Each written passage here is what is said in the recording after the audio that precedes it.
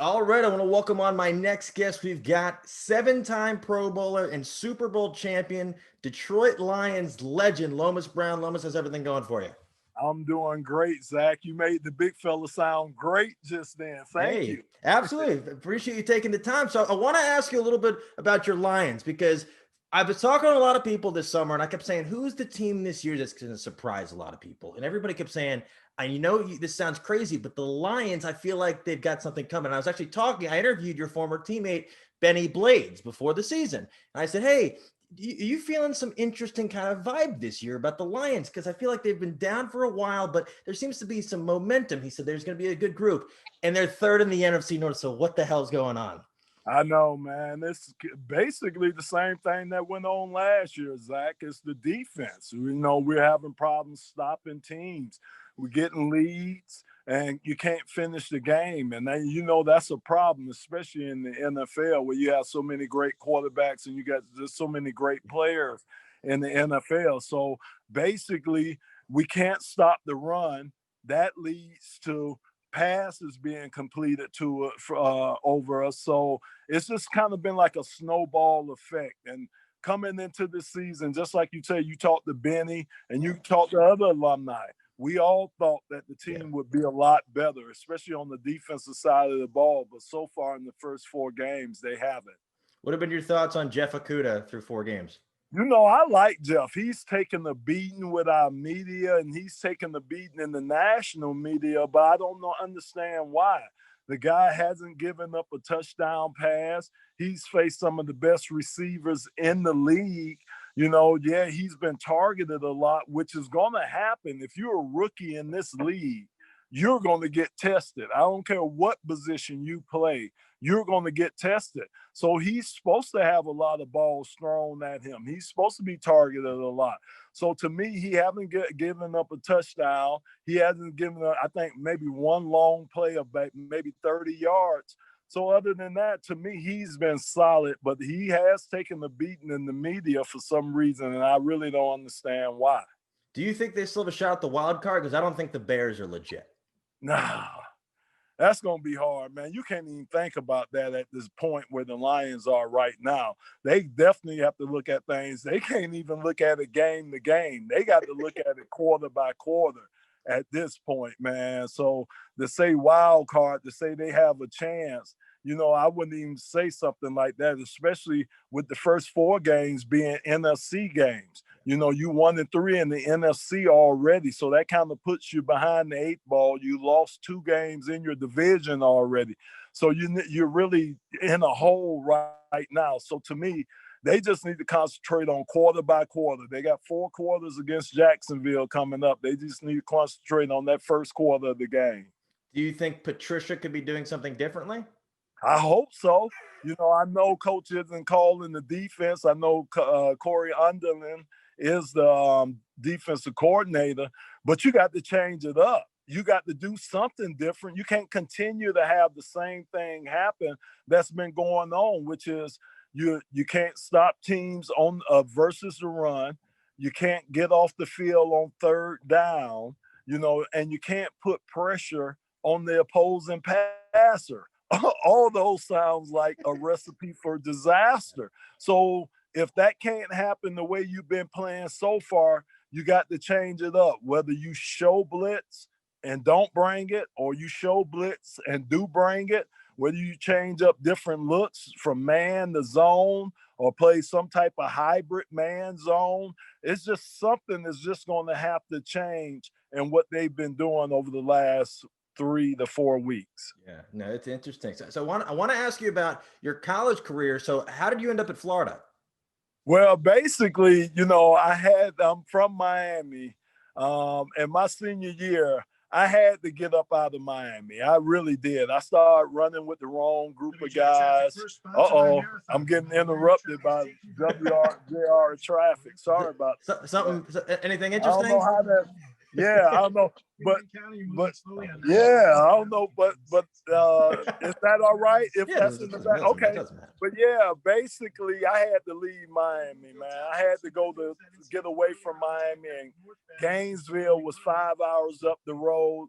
And it was the best decision that I ever made to get out of Miami, because Miami can consume you and everything. I don't even know. I wish I knew how to cut this down.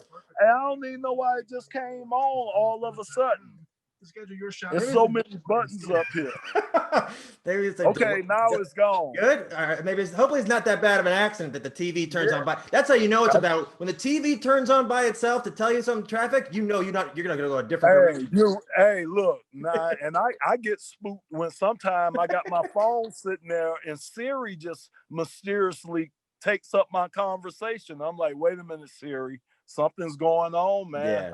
Yeah, it's very interesting how technology. Yeah. So I have a question. So when you committed to Florida, when you first got there, what was your experience like? Was it an adjustment period for you, or was it relatively easy? It was, and you have to think about it now. You know, I'm a lot older than you, so and you know, and if we talk about things, if we get serious for a minute, you know, Zach, back in the '80s. You know, it wasn't a lot of black linemen back in the 80s, you know, and it was almost kind of like with the quarterback thing. They didn't think blacks were smart enough to play the offensive line, you know, so it wasn't a lot. So I didn't see a lot of guys that played my position when I got to the University of Florida. Now that's completely changed. Now over the years, I mean, it's equal opportunity on the offensive line.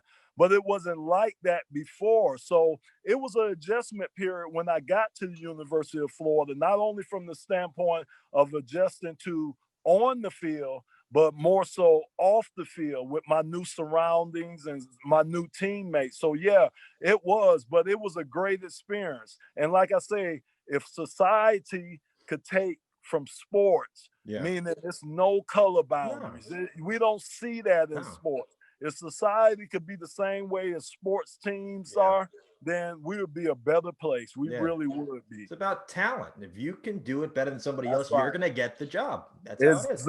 That's how it was for me. The guy next to me, my offensive guard next to me, the tight end next to me, man, I never looked at them to see what color they were. I wanted to know if this guy could block that guy or if he could help me block my guy. That's all I was interested in. Interesting. That's wild.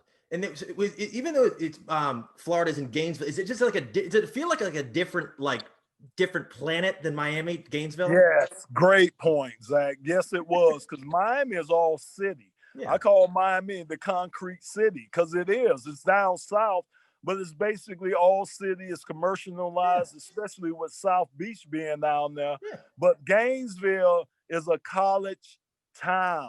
It's a college city. It's a small city in the middle, the central part of Florida, whereas Miami is in the bottom of Florida. They're in the central part of Florida. So the way of living, everything is so much slower there. It's just a different vibe than it is from Miami. And I think that's what I appreciated coming from Miami, going to Gainesville, Florida, was that it slowed down for me. You know, it gave me a chance to discover who I was, you know, rather than being in the rat race in Miami and everything moving at 1,000 miles an hour, you know, and stuff. And especially where, you know, the University of Miami is, it's right in Coral Gables. That's right dead in the city of Miami. So it's just a whole different vibe. Like you say, that's a great point that you made too. If the U had been the U when you were committing, would you have considered them more seriously? But you know what? It was becoming the U. So a quick story. That whole 30 for 30 document, I lived that because Coach Snellenberger was recruiting me. It was like we were like the first and the second year of them coming in there and recruiting in the city. I went to Miami Springs Senior High School, and I'm going to tell you, every day, either it was a University of Miami recruiter at my school or at my house every day. It was almost like they were the mafia. They were invading. I'm serious. They were invading the neighborhood. And, you know, and again, you got to remember, I grew up in an all-black neighborhood, so we didn't have too many people, too many whites come in our neighborhood. So it was strange for my neighbors to see these white guys pulling up at my house and everything in suits and everything every day. But it was almost like they were pressuring you. They were almost like pressuring you to go to the University of Miami, and that's what Coach Snellenberger wanted. He said that he wanted them to come in the neighborhoods and start recruiting these kids. And that's what he did. And that's why the U turned and became what it became, because of them finally recruiting in the city. But I didn't remember that until really my junior and senior years in high school, when they really started recruiting heavy in the city of Miami. Were you telling them you're not interested, or were you just still deciding? No, they had my dad hook, line, and sinker. Oh my goodness, man. Coach Snellenberger had my dad. You couldn't say anything bad about the University of Miami or Coach Snellenberger to my dad. And, and again, one of the things that happened was my dad had a heart attack my senior year in high school, because I had took one of my visits. I was actually going to go to the University of Pittsburgh. Oh, really? I visited the same time that Bill Frelick visited the University of Pittsburgh, and I just fell in love with it because, University of Pittsburgh is like a city within a city. Of course. And it just kind of reminded me of Miami so much. So I was going to go there, and then my father had this heart attack last game of my senior year, so I decided to stay closer to home to help my family and everything. So that's how, it came down to the University of Miami and the University of Florida.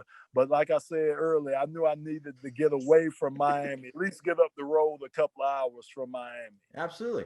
And then, so were you focused on the NFL while at Florida, or were you just focused on college at the time? No, I didn't have, it's strange about what happened to me. And this has been pretty much my whole career. So I was in the band my 9th, 7th, 8th, and 9th grade. What'd you play? I played the trombone, baby. I was good too. Are you still good? Can you, if I hand it to you right now, Zach, can you still play? I can't cut a note right now, Zach, but I said I might take it back up. Hey. But look, Zach, I'm gonna tell you how impressed I'm about to impress you. So I made it all the way up the second string, second chair trombone with braces in my mouth. Huh? Come on now, Zach. Give me some credit. Braces. And pressing against that thing, that's so, yeah, man. But so when my first day of high school, when I got there, I didn't play football. My first day of high school, I went in and signed up for classes. I was coming out the auditorium, and somebody was like, "Hey." So I turned around, and I didn't know it, but it was the principal of the school. So he called me over. His name was Alex Bromere. And he asked me, he said, "Did you sign up for varsity sports?" And I was like, "No." So he just grabbed me by the arm and took me back in the auditorium, and he signed me up for varsity sports. And I didn't know what it was he signed me up for. It was the last period of the day. And come to find out, it was football that he signed me up for. And see, I was always the type of kid that I never liked to disappoint people. Even though I didn't want to do something, I would do it because I didn't want to disappoint people. So I went out there because he signed me up for football. And I went out there day one, and then I went out there day two and day three. And then, like they say, the rest is history, and that's how my football career started. Now you fast forward to Florida, like you asked me. I went to Florida. I got a scholarship to go to the University of Florida. I went there just because I was able. Do you still see me? No, I don't. I think it cut out. I know somebody trying to call me right now. Good. Let me decline this. Oh, good. All right, cool. Sorry. Yeah. Oh, no good. So went there to the University of Florida, and what happened was my junior year, this agent was there to see Wilbur Marshall, famous linebacker, and he had a list, and he just happened to show me the list, and I was the 84th ranked person in my junior year on this list, and that was the list, the scouting combine list. I had never known where I was, never never thought about the NFL because I didn't know that was a possibility then. And when he showed me I was ranked 84th on that list in my junior year, that's what propelled me my senior year to play as hard as I did and to elevate myself to the Lions, taking me where they took me in the draft and everything. So that just kind of happened too, Zach. You know what I'm saying? So everything for me is kind of happened for me in my career. It's not something that I sat down and say, I'm planning on doing this, and this. Things kind of fell my way. Now, that's a lot of hard work had to go with it, you know, but again, things kind of fell my way for me. I saw that you had no idea they were looking at you. No, I didn't. I really didn't. Like I say, if it wasn't for that scout, and I think it was the Blesto or whatever the scouting thing he showed me, and like I say, right then I was ranked number 84th, and I think back then, because we had 12 rounds when I got drafted, so that's what, that would have been like the third round or something, maybe 3 times. No, actually that'd have been, well, yeah, it'd have been about the third round, because somewhere around that time. So so I just kind of went from that point, and that's when I first had the clue, Zach. I have a question. Did they have you do like a rookie skit when you were there? And they know about the trombone? They know about the trombone? They didn't know about the. I'm glad I didn't let them know about the trombone, Zach. But I had to sing a love song because I actually didn't know. I drew a blank on the fight song for the University of Florida. I couldn't recall it. So I had to come up with one of the OJs. This is a group called the OJs, one of their love songs. I know that song is probably older than you are, Zach. No, I was watching the thing yesterday. Jimmy Kimmel had Kareem and DeAndre Ayton on his show that night. They had some generation thing, and he was asking Kareem about all this popular stuff now and asking Ayton about all this stuff from back then. Ayton didn't know anything. I'm like, I don't know. I know exactly where he's at. Kareem knew all the new stuff though. Kareem keeps up. He knows what's going on. When you got grandkids, because I got a 16-year-old granddaughter and I got young kids, that's how you keep up with the trends. You're right. You're right. So when you first get to Detroit, I saw that there was a little bit of a contract dispute. So is it true that you didn't really suit up for like mini camps or anything? You just kind of got there preseason. Yeah, that is what happened. And again, that's part of my skit. What happened in my skit, that's why I had to sing, because I had contract problems. The thing that hurt me was that's the year that the USFL folded. When Donald Trump was over. So the year they folded was the year I came out. Everybody else, all the years before me, were able to use that as leverage. Yeah. And the year I came out, I didn't have any more leverage. Bill Frillick, who was the first lineman drafted in the draft, I was the second lineman drafted. Bill Frillick had wrestling. So he was threatening to go to WWE and wrestle. And he actually had leverage. So that's how he was able to get his money. But me, once the USFL went out, I didn't have any leverage. So the only thing I could do is hold out my services. And that's what I had to do during my rookie year. It caused me to come in my third game of the season. Here we go. So I'm figuring this out. It's the weather report that's going on. That's what happened. Is it like a tornado? What's going on? What's going on with that? No, it's that I'm at the radio station. From the Weather Channel, sponsored by Window World. I'm at the radio station, but shout out to Window World. I know. Oh my goodness. I'm sorry about good. No worries at all. Yeah. And you see all these buttons now. Yeah. Like 9 million buttons. It's like you're a pilot. It's the same set. Yeah. It's wild. So when you're talking about kind of like having leverage, I interviewed Dexter Manley a couple weeks ago, and his leverage was something I've never heard of before. He told me that he told Gibbs he was going to go to Canada. Oh, Canadian football. Yeah, he said he had no intention of doing it. He was just trying to drive it up. Maybe it worked. I don't know if that works now. Wow. So I don't know. So quick question, Zach. How is he doing? Because he's doing well. Was one of my fierce competitors. Yeah. I love Dexter, man. You know, he had his demons, man. Yeah. But dude was a ball player. So he's doing good. Yeah, he's doing a lot. He's doing well. I was talking to him because he and his wife started up a foundation in the DC area. I think it's the Dexter and Lydia Foundation for a literacy literacy, and that they're helping DC youth kind of shine more light on the issue of illiteracy, because he struggled with it so many years, and they're doing a lot of great work. He's doing really well, but he was yeah, I'm glad. It's great work they're doing, and it was awesome to talk to him. He was so, what did he say to me? He said something. I was asking him, like, did you ever have any interesting experiences? You know, the Philly fans are interesting. The Eagles fans are in a league of their own. I said, did you have any interesting experience? He was like, yeah, one time they threw a boiled egg at me. I'm like, what the hell are you doing? You think a boiled egg? That's going to hurt more. Yeah. That's getting in the helmet. That's getting in the helmet. You got to, yeah. Absolutely. Yeah. So speaking of Dexter, who was the toughest guy for you to block your whole career? So it was 3 guys, but the toughest was Lawrence Taylor, Richard Dent, and Chris Dolman were the 3 toughest ones. I think more so with LT, it was his mystique. It was just the aura around that dude, man. He just wrecked your whole week, just preparing for him.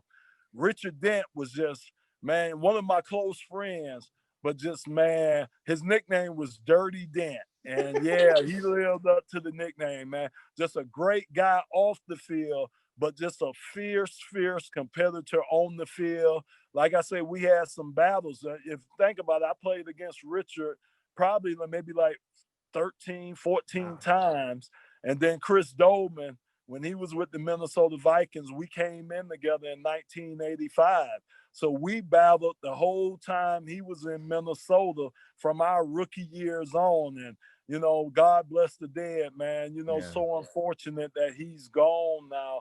But you talking about one of the great players that ever played this game. And, you know, the difference in those guys, you know, like a J.J. Watt, some of the guys like that, is the size of those guys. You know, those guys had some size on them, and they were quick. So they could beat you outside, but they could also run you over or beat you to the inside because they were so big and they were so gifted. So those were the 3 best that I've ever played against. And you could sprinkle in Bruce Smith. You could sprinkle in Derek Thomas. You know, it's a lot of guys I played against over my 18-year career. It's a lot of Hall of Famers I played against that deserve their recognition. Did you intertwine divisionally when Reggie White was on the Packers? Oh, yeah. And you know what I was thankful for? That he was on the other side, that he lined up against the right tackle. I didn't want to face the minister of defense. Look, I faced that. Okay, so, you know, when you go to the Pro Bowl, you know, they take 3 tackles. Yeah. So the 3rd tackle has to play both sides, left and right tackle. So, you know, I was fortunate to go to a few Pro Bowls. So I was the 3rd tackle a couple of those Pro Bowls. So I actually had to go over there on the side and practice against Reggie. And all I could say to you is, oh my goodness. You talking about strong, that man there, I don't see how guys blocked him, man. I just don't, man. The dude was, and the nicest guy you ever wanted to meet in your entire life, man. Real nice. He would say a prayer over you and just wreck your world after saying the prayer. He would help you up, say another prayer over you, wreck your world again, and help you up. That was Reggie White. That's incredible. So even in a Pro Bowl, which is like, you guys aren't taking it 100%, he was going 100%? No, he wasn't. But, you know, I just felt it. You could feel the sheer power and the strength of that man. And I'm like, oh my goodness, you know, and he was so famous for, you remember that club or that hump move he had.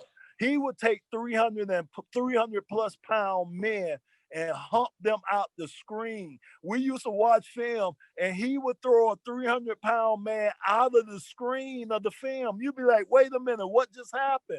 You know, so yeah, man, I didn't want to face that. And I'm glad I didn't have to face that. Is there anybody in the league today that you're glad you never had to face?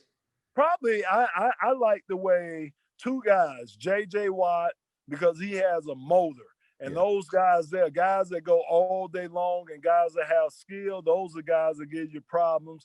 And probably Aaron Donald, probably another guy, because that guy, man, he's a different breed. He's just different. I thought John Randall was a different breed when he played, but I tell you what, Aaron Donald's, he's a different breed too. Yeah. Interesting. And then, so what was your first experience like when meeting Barry Sanders and kind of playing alongside him? So the little fella, I got an opportunity because I was already there. I was in my 4th year when we drafted him.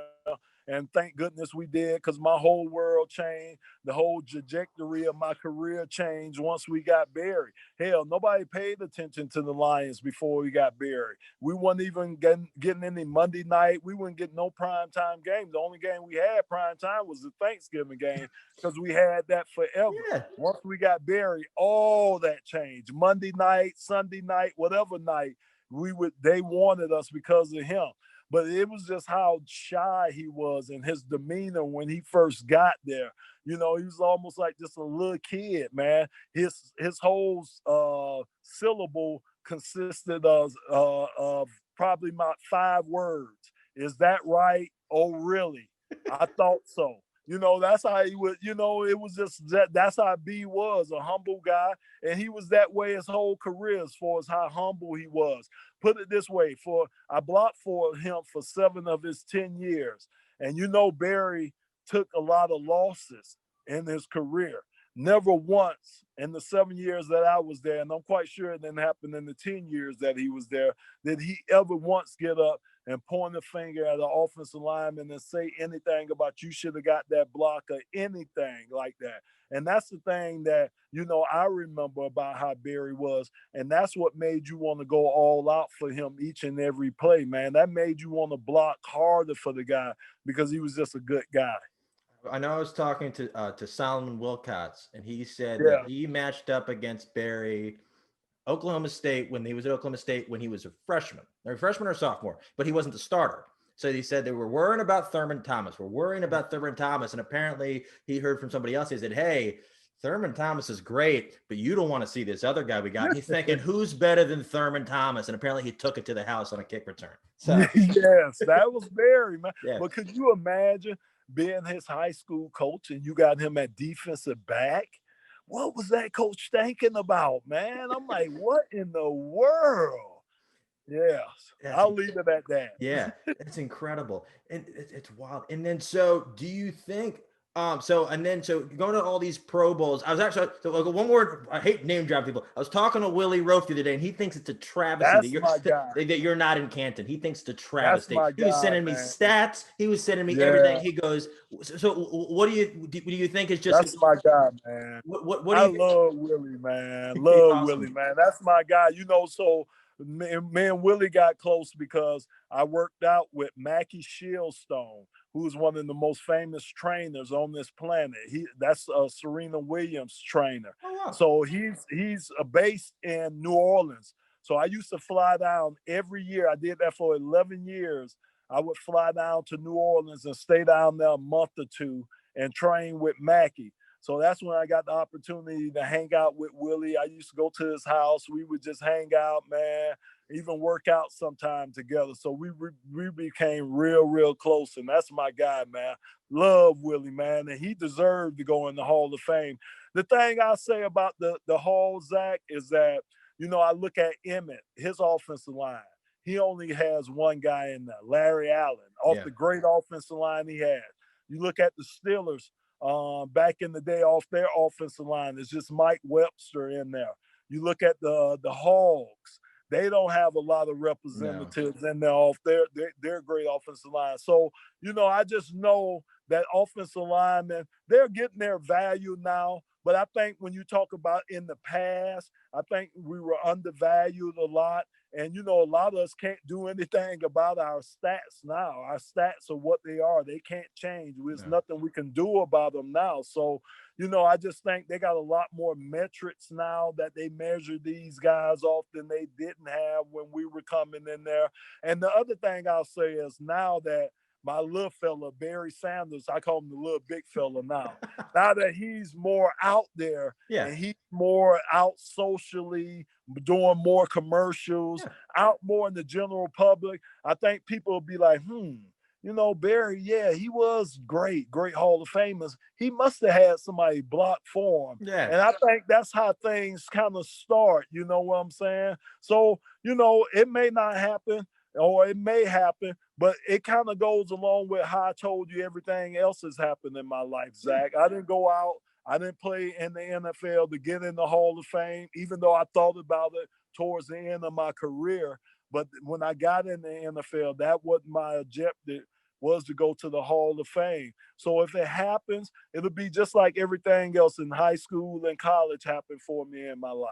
You should learn how to do the trombone again, just so you can do a little solo when you get out there. Be like, You hey, know what? You know what? I'm gonna do that. That's a great idea. You know what? If I get in, I am gonna play a little. That my man. Thank you. I'm telling you. Yeah, you can. Yeah, you can do that. That'd be wild. That'd be incredible. And so I saw after your time in Detroit, you bounced around a little bit, and then finally you got to the Super Bowl. What was that like? It was awesome. Now again, I lost the Super Bowl with the Giants. Yeah. So my first Super Bowl experience was in 2000 when we lost against the Ravens. Yeah. And I was on the New York Giants team, but it was awesome, Zach. It was awesome. And a quick story about that. I played next to Glenn Parker. Glenn Parker is an offensive guard that played on the Buffalo Bills team that lost 4 straight Super Bowls. So the night before my first Super Bowl, Glenn came up to me. He was like, Lomas, he said, if we lose this game, it's going to be the worst pain you ever felt in your life. And I just kind of brushed him off, Zach. Yeah, okay, Glenn, I know you lost 4, I know. Man, when that whistle went off and we lost that game, he was I was so distraught, man. He was so right, man. It was the worst football pain I had ever felt in my life. He was so right. And I was just in amazement. How could you lose 4 of these in a row? So it was. And then winning it, it's the complete opposite. It's just such a high. When I won it with Tampa Bay under Coach Gruden 2 years later, it was just such the ultimate high because I had reached the peak. I had reached the ultimate goal in my sport. And that was the first time out of all my years, 18 years in the pros, 4 years at the University of Florida, and 3 years at Miami Springs Senior High School, the Golden Hawks, that I had ever won. I had never won until my 18th year in the NFL. So I had finally reached the pinnacle, Zach, and it felt oh so great.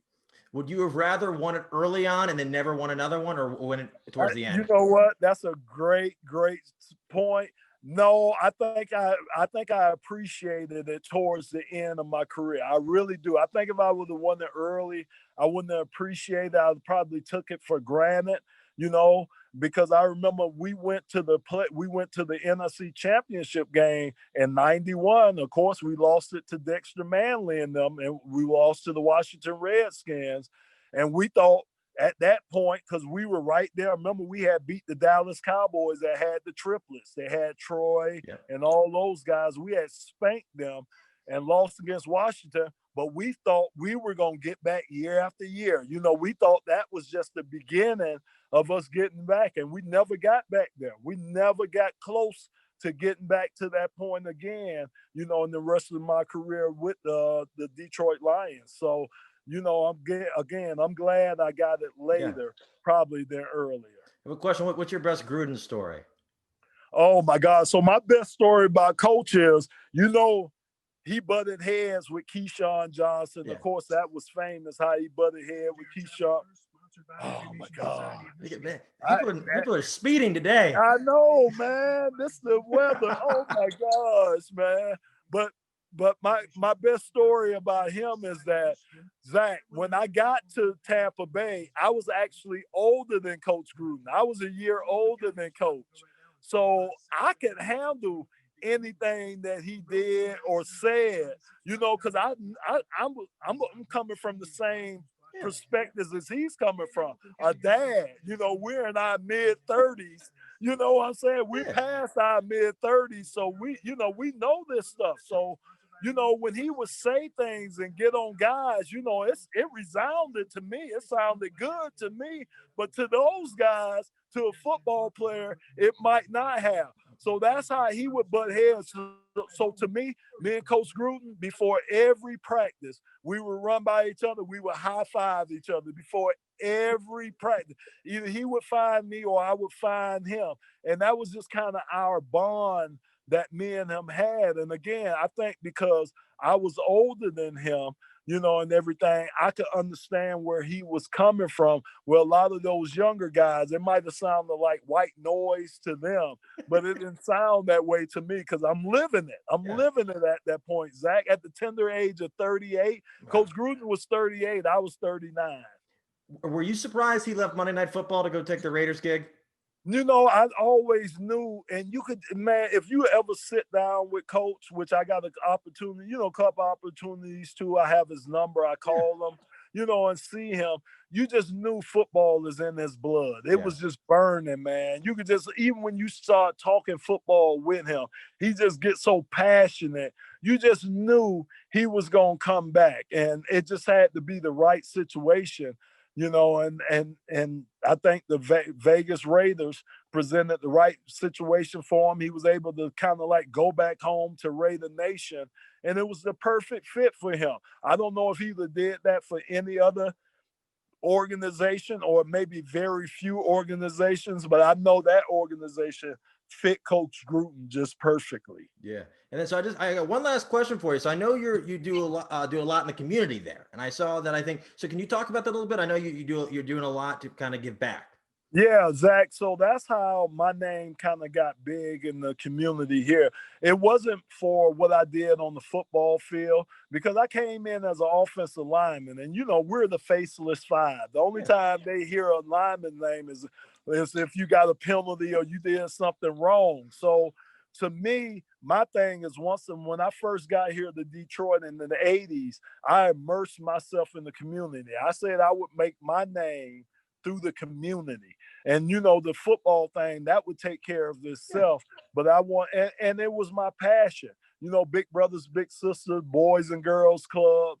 You know, those were some of the early organizations that I worked with and I still deal with to this day. Oh, cool. But it was always directed at kids. That's always been my purpose. Anything I've done from my foundation to volunteer work to charitable things that I do is always directed at the betterment of our youth because that's who's going to lead us, Zach. You guys, y'all are going to lead us, man. You know, and we have to make sure you guys are coming up with the best quality education, the best quality of everything that you can so you can succeed in leading us into our next generation. So that's why my focus has always been on kids, as always will be on kids. I got five kids and four grandkids of my own. So I know how important it is to nurture kids when they're young. You got to get them when they're young, Zach, because it's too hard once they get set in their ways and you're adult. I'm a stubborn adult, you know, so I know how it is. Once you become an adult, you get stuck in your ways. So that's why it's always been towards the kids, and that's why I got grounded in this community back in Michigan. That's awesome. That's awesome. Actually, one last question. I'm surprised I didn't ask you. Who's the best left tackle in football today? Wow. So that's a great question. I know he's not the best right now, but I love Jason Peters. I love his feet. Yeah, man. The dude has some sweet feet. Undrafted tight end. Absolutely, man. And how long he's lasted, but just at the level he played at. I was telling Big Vitae, the big tackle that we signed, I was telling I love the tandem of Jason Peters and Lane Johnson. I thought he learned from two of the best. But right now, I don't know why I'm drawing a blank on who I think is the best left. Because I know who it is. Who is it? Smith or Luan? I know.